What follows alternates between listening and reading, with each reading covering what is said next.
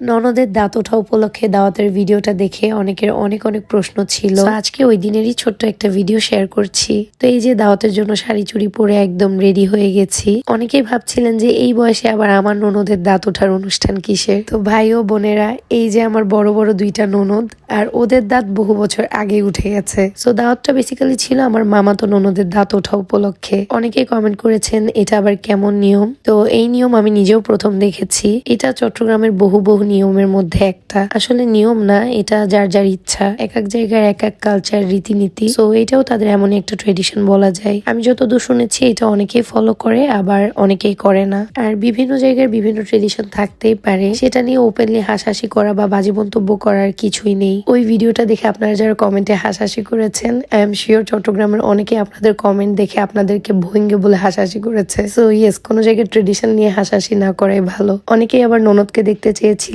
So এই হচ্ছে সেই ননদ। বিকালের দিকে এখান থেকে আমরা চলে গিয়েছিলাম আকিলপুর বিচে। এখানে যাব দেখে আমি ওই দিন শাড়ি পরতেই যাচ্ছিলাম না, বাট আমার মা আর হাজবেন্ড মিলে আমাকে জোর করে শাড়ি পরাইছে। আর এখানে যাওয়ার পর আমি শান্তি মতো হাঁটতেই পারছিলাম না। যাই হোক, এখানে বসে সবাই মিলে একটু নাস্তা করলাম, দেন চলে গিয়েছিলাম আমার জায়ের বাবার বাড়িতে ছোট্ট বেবিটাকে দেখতে। এরপর রাতে খাওয়া দাওয়া করে বাসায় চলে গিয়েছি।